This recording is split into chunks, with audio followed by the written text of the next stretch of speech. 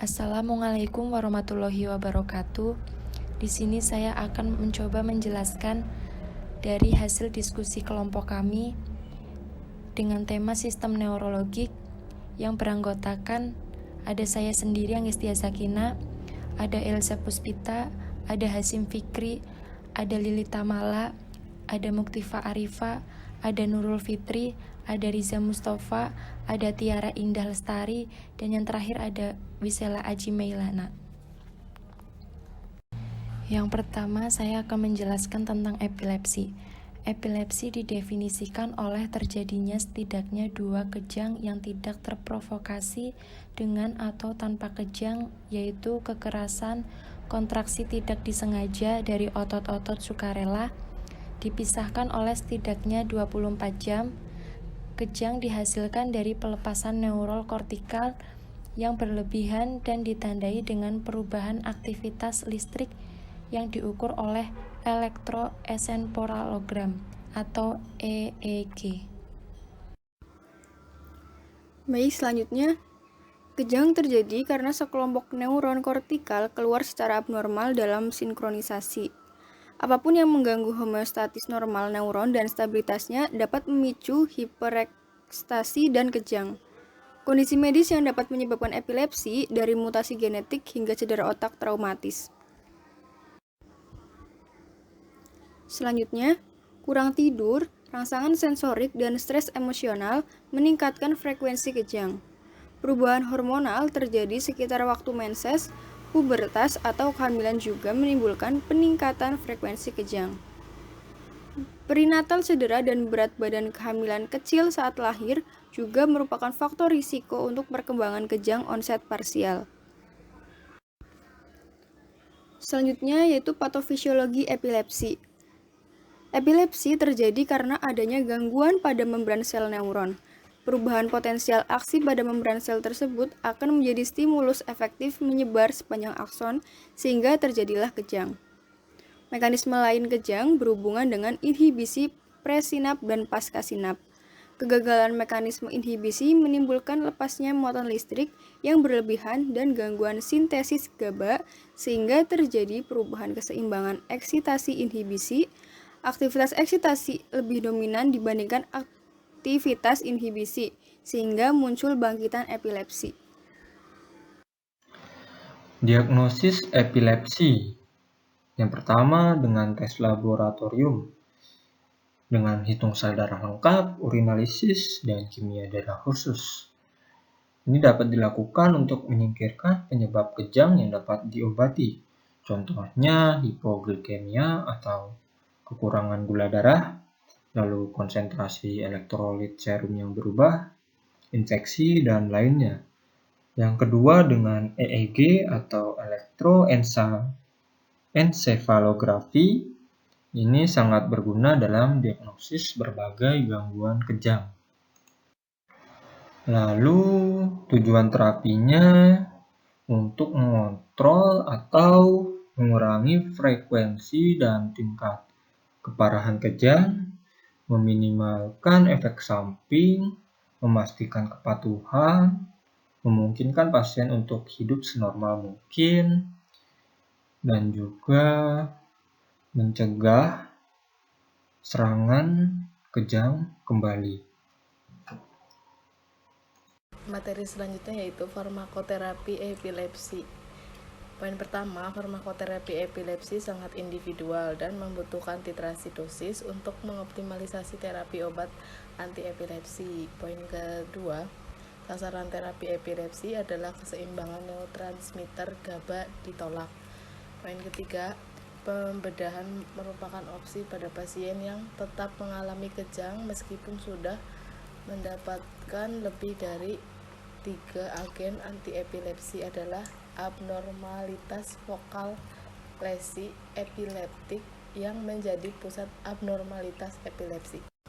Poin keempat dari farmakoterapi epilepsi yaitu diet ketogenik adalah diet tinggi lemak, cukup protein, dan rendah karbohidrat yang akan menyediakan cukup protein untuk pertumbuhan. Poin kelima, adanya senyawa keton secara kronis akan memodifikasi siklus asam trikorpanoid ribosilat untuk meningkatkan sintesis GABA ditolak. Poin keenam, mengurangi pembentukan reaktif oksigen spesies atau ROS. Evaluasi klinis epilepsi. Yang pertama, ada pasien dievaluasi setiap 2 minggu di poliklinik subbagian neurologi. Kemudian diambil 5 mili darah beku untuk pemeriksaan kadar karbamazepin dalam darah. Bila bangkitan kejang dapat diatasi, kadar karbamazepin dalam darah. Berikutnya ada status epileptikus. Status epileptikus atau SE adalah keadaan darurat neurologis umum, yaitu terkait dengan kerusakan otak dan kematian. Disebabkan karena kegagalan mekanisme yang bertanggung jawab atas penghentian atau dari inisiasi mekanisme yang mengarah pada kejang. Selanjutnya yaitu di sini ada diagnosis status epileptikus, yaitu menggunakan tes laboratorium awal, dihitung darah lengkap atau menggunakan CBC, kemudian ada spinal tap jika dicurigai adanya infeksi SSP, kemudian ada elektron kapalograf atau EEG harus diperoleh segera dan setelah kejang klinis terkendali. Kemudian ada compute tomografi atau CT dengan dan tanpa kontras. Kemudian ada magnetic resonance imaging atau MRI. Kemudian ada radiograf jika diindikasikan untuk mendiagnosis fraktur. Yang selanjutnya yaitu ada tujuan terapi status epileptikus, yaitu menghentikan aktivitas kejang klinis dan listrik sesegera mungkin dan mempertahankan fungsi kardiorespirasi, kemudian meminimalkan efek samping, mencegah kejang berulang, mengidentifikasi subtipe atau GCHI dan faktor pencetusnya. Selanjutnya ada farmakoterapi status epileptikus. Pada lini pertama yaitu menggunakan golongan benzodiazepin, terutama yaitu ada midazolam secara intramuskular, kemudian ada lorazepam secara intravena atau diazepam secara intravena. Lini kedua yaitu pada fosfofenotoin, kemudian ada asam valproat, dan yang terakhir levetiracetam. Fenobarbital intravena merupakan alternatif pilihan terapi lini kedua jika tidak satupun dari ketiga terapi yang direkomendasikan tersedia. Jika terapi lini kedua gagal menghentikan kejang, pertimbangan pengobatan harus mencakup pengulangan terapi lini kedua atau menggunakan dosis anestesi tiopental atau midazolam atau fenobarbital atau propofol. Dalam tanda kutip, semua dengan pemantauan EEG terus menerus. Selanjutnya adalah Parkinson. Parkinson merupakan suatu gejala klinis yang bersifat progresif akibat gangguan neurodegeneratif yang bermanifestasi pada gangguan gerakan. Neurodegeneratif merupakan menurunnya fungsi otak akibat sel saraf kehilangan struktur secara progresif. Selanjutnya adalah patofisiologi dari Parkinson. Penyakit Parkinson terjadi karena penurunan kadar dopamin yang masif akibat kematian neuron di substansia nigra pars compacta. Substansia nigra merupakan tempat yang gelap berisi banyak neuron yang memproduksi dopamin. Dopamin berfungsi sebagai pengantar antara dua wilayah otak, yakni antara substantia nigra dan corpus striatum, dan berfungsi untuk menghasilkan gerakan halus dan motorik. Respon motorik yang abnormal disebabkan oleh penurunan yang sifatnya progresif dari neurotransmitter dopamin. Yaitu diagnosis Parkinson. Ditemukan Lewy bodies dalam stantia nigra, gejala tremor, kesulitan bergerak, ketidakstabilan postur tubuh, dan kekakuan. Tujuan pengobatan adalah untuk meminimalkan gejala, kecacatan, dan efek samping dengan tetap menjaga kualitas hidup. Yaitu farmakoterapi Parkinson. Levodopa dan agonis dopamin dapat memberikan terapi simptomatik yang adekuat selama 5-10 tahun pertama dikarenakan dapat menyebabkan dyskinesia. Dapat digunakan agonis dopamin. Digunakan terapi untuk gejala non-motorik lebih ditunjukkan pada terapi simptomatik spesifik. Farmakoterapi Parkinson (DBS) telah menjadi salah satu cara pengobatan yang paling efektif pada gangguan gerak yang berat. DBS merupakan salah satu bentuk dari pembedahan stereostatik.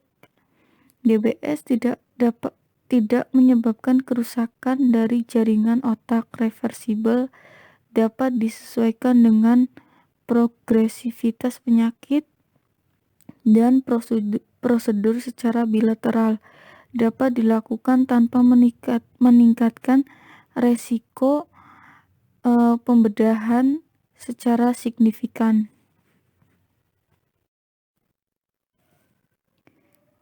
Evaluasi terapi Parkinson. Evaluasi secara umum saat pasien melakukan gerakan spontan seperti duduk, berdiri dari kursi, atau berjalan. Evaluasi lainnya berkurang seperti wajah dan mengedip mata, wajah topeng, tremor ketika istirahat, dan gangguan postural. Untuk review jurnal, kami mengambil judul evaluasi klinis pengobatan epilepsi dengan carbamazepin pada anak. Melihat efektivitas carbamazepin, ini dilakukan penelitian pemakaian carbamazepin pada epilepsi jenis bangkitan parsial dan umum di bagian IKFKUI RSCM. Penelitian ini merupakan studi kuasi eksperimental dengan desain pre- dan post-test. Carbamazepin ini dilaporkan lebih baik menekan bangkitan kejang. Obat ini sangat efektif, tapi memerlukan pemantauan konsentrasi obat dalam darah. Carbamazepin diberikan per oral dalam bentuk sirup memakai alat suntik sebagai takaran. Dosis awal 10 mg per kilogram berat badan per hari dalam dosis terbagi. Dipertahankan selama 2 minggu untuk mencapai keadaan steady state. Hasil penelitian ini didapatkan carbamazepin dapat menekan bangkitan epilepsi pada 20 kasus sebesar 86,9%.